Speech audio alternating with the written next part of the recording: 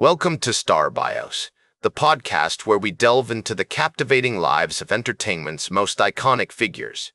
Today, we're going to embark on an extraordinary journey through the life of a man who needs no introduction, but I'm thrilled to give him one anyway, the incomparable John Lennon.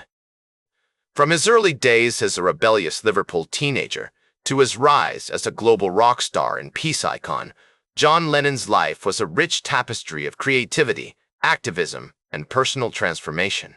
The Oxford Street Maternity Hospital in Liverpool, England, is where John Winston Lennon enters the world amidst the chaos and uncertainty of war. His parents, Julia Stanley and Alfred Lennon, are an unlikely couple. Julia, a free-spirited and charismatic woman from a working-class family with a wild mane of curly hair and an infectious laugh, and Alfred, a rugged merchant seaman who was often away at sea, with a stern demeanor and a penchant for adventure. This unconventional pairing would have a profound impact on John's early life, shaping his worldview in ways both subtle and profound. As a young boy growing up in the post-war Liverpool suburb of Woolton, John is surrounded by the sights and sounds of a city still reeling from the devastation of war. The Liverpudlian accent, with its distinctive blend of Irish and Scouse inflections, becomes an integral part of John's identity, and his love for wordplay and language would eventually serve him well as a songwriter. Julia, John's mother, is a vibrant presence in his early life, introducing him to the world of music through her love of rock and roll and skiffle, a genre that would later influence the development of British folk and beat music. She'd often take John on long walks along the Liverpool docks, pointing out the ships and telling tales of his father's adventures at sea. John's childhood is marked by a sense of instability, with his parents' marriage ultimately ending in divorce when he is just 5 years old. This event would have a lasting impact on John, who struggles to come to terms with the absence of his father and the resulting emotional void. He'd often ask Julia about his father, but she'd brush it off, not wanting to burden him with the complexities of adult relationships. As a result, John develops a deep-seated need for love and acceptance, which would later manifest in his music and personal relationships. Julia, meanwhile, goes on to form a close bond with John, encouraging his creative pursuits and nurturing his individuality. She'd spend hours playing music with him, teaching him how to play the harmonica and singing along to their favorite tunes. Her influence can be seen in John's later work, where themes of love, peace, and social commentary would become hallmark elements of his songwriting. As John enters his preteen years, he becomes increasingly fascinated with music, particularly the emerging sounds of American rock and roll. Artists like Elvis Presley, Chuck Berry, and Little Richard become major influences on John's early musical development, and he spends hours listening to their records, teaching himself to play guitar, and dreaming of forming his own band. This is an era of great cultural upheaval in Britain, with the austerity of post-war life slowly giving way to a more vibrant, youth-driven popular culture. The coffee shops and cafes of Liverpool's city centre are filled with young people talking about music, politics, and art, and John is drawn to this exciting new world like a magnet.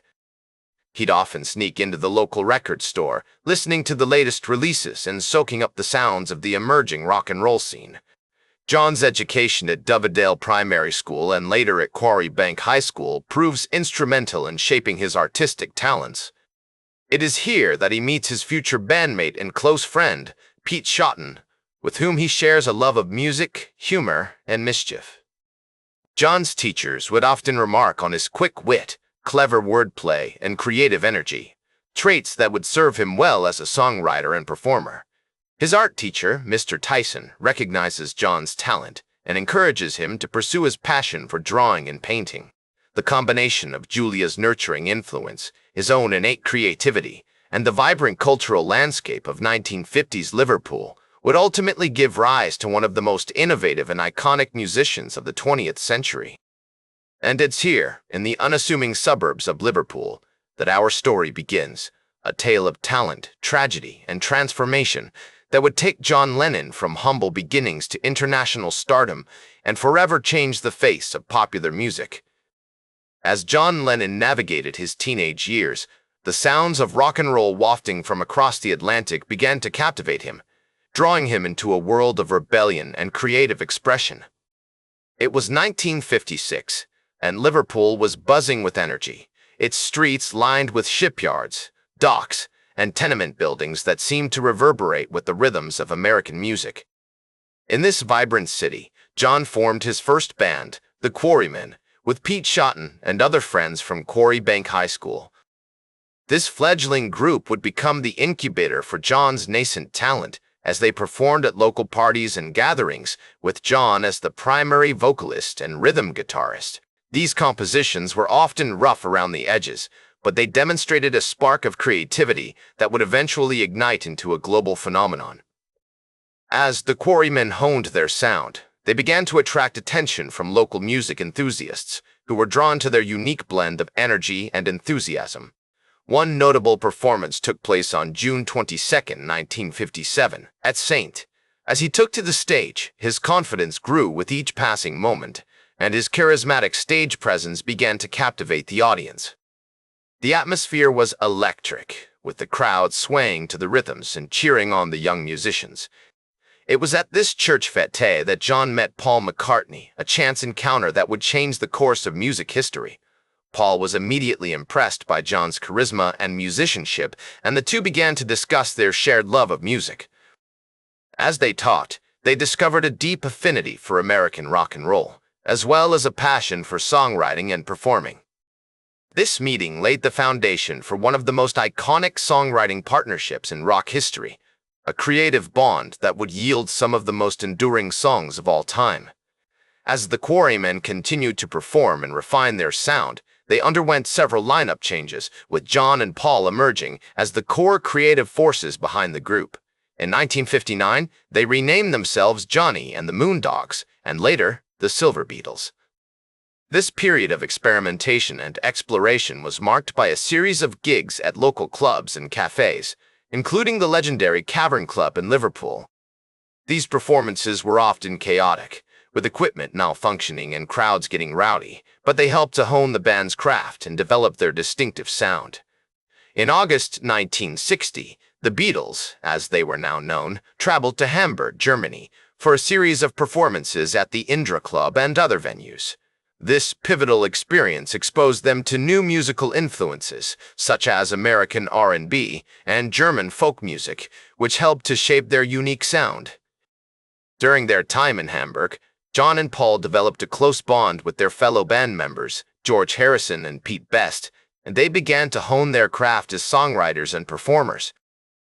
The city's vibrant nightlife and rich cultural heritage had a profound impact on the band, broadening their musical horizons and influencing the direction of their future work.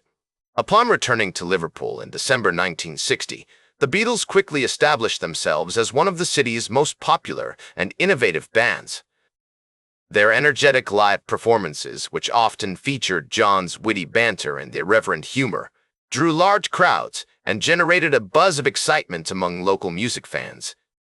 As their reputation grew, they attracted the attention of Brian Epstein, a local record store owner who became their manager in December 1961. Epstein's guidance and support proved instrumental in securing the Beatles a recording contract with Parlophone Records in June 1962. With George Martin as their producer, they released their debut single, Love Me Do, on October 5, 1962. This modest success was followed by the release of their first album, Please Please Me, on March 22, 1963, which featured a mix of original songs and covers. As the Beatles' popularity continued to soar, John Lennon emerged as a key creative force behind the band's innovative music and irreverent style. His sharp wit, acerbic humor, and poetic songwriting skills helped to define the group's unique sound and aesthetic, setting them apart from their contemporaries and cementing their status as one of the most influential and beloved bands in rock history. In the midst of this creative explosion, John met Cynthia Powell, a fellow art student at Liverpool College of Art, and they began a romantic relationship. They married on August 23, 1962, and their son, Julian, was born on April 8, 1963. This period of personal and professional growth was marked by a series of triumphs, including the band's appearance on the Royal Variety Performance in November 1963. As the Beatles took to the stage at the Prince of Wales Theatre, they were met with a mixture of excitement and skepticism, but their performance helped to win over the hearts of the British public. As the Beatles' popularity continued to soar in the mid-1960s, John Lennon's life became a whirlwind of creative expression, personal growth, and social activism. It was during this time that he met Yoko Ono, a Japanese-American artist known for her avant-garde style and forward-thinking approach to art. Their meeting in 1966 at the Indica Gallery in London marked the beginning of a romantic relationship that would last until John's tragic death in 1980. The impact of Yoko on John's life and music was profound. She introduced him to new ideas, encouraged his experimentation with sound, and pushed him to explore the boundaries of what was possible in art and music. Their collaboration resulted in albums such as Unfinished Music, No. 1, Two Virgins, and Life with the Lions, which were characterized by their innovative approach to music and art. These albums were not just musical experiments, but also reflections of John's growing interest in peace, love, and social justice. The song Revolution 9 from the White Album, released in 1968, is a prime example of this new direction. The track, which features a montage of sound effects, tape loops, and fragmented voices, was a radical departure from the more conventional Beatles sound. It was also during this period that John began to speak out against war and social injustice, using his platform as a Beatle to raise awareness about issues like the Vietnam War. In 1970, the Beatles disbanded, marking the end of an era for music fans around the world. For John, however, it was a new beginning. He embarked on a successful solo career, releasing albums like John Lennon Plastic Ono Band and Imagine. The latter featured the iconic title track, which has become an anthem for peace and unity.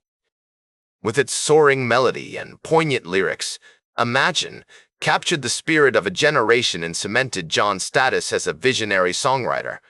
As John once said, "You may say I'm a dreamer, but I'm not the only one," encapsulating his vision for a more harmonious world where people could live together in peace. This message resonated deeply with young people around the world who were looking for change and seeking to create a better future. The 1970s were also marked by John's increasing activism, particularly in the anti-war movement. He and Yoko staged bed-ins for peace, including one in Montreal and another in Amsterdam, where they stayed in bed for a week, inviting media and visitors to discuss peace and politics. Their message of love and nonviolence resonated with a generation, inspiring countless young people to get involved in social justice movements. In 1971, John and Yoko released Power to the People, a song that became a rallying cry for social justice. With its driving beat and anthemic chorus, the track was a call to action, urging listeners to take control of their lives and work towards creating a more just and equal society. John's personal life was also flourishing during this period.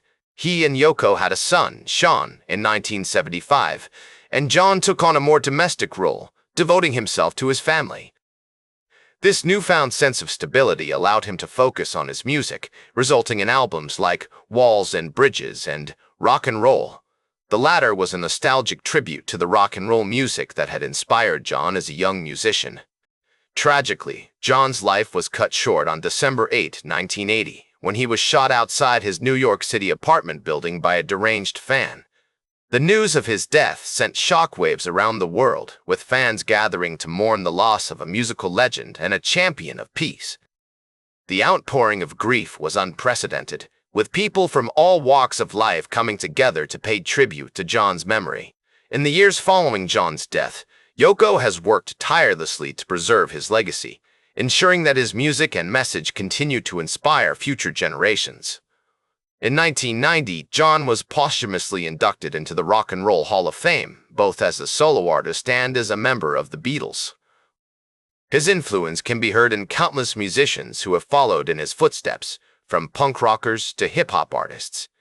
Today, John Lennon is remembered not only for his incredible music, but also for his courage, wit, and unwavering commitment to peace and human rights. He embodied the spirit of creativity, activism, and nonconformity that continues to inspire people around the world. John's story serves as a powerful reminder that even in the darkest times, there is always hope for a better future.